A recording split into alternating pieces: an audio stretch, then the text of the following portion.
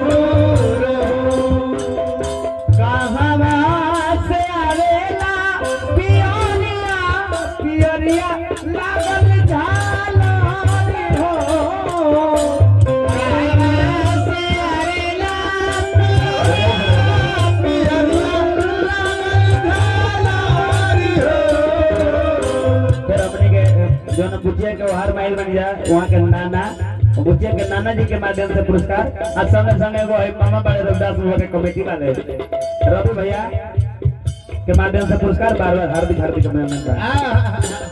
ए लाला ना कहां से आवे लाडे सीनो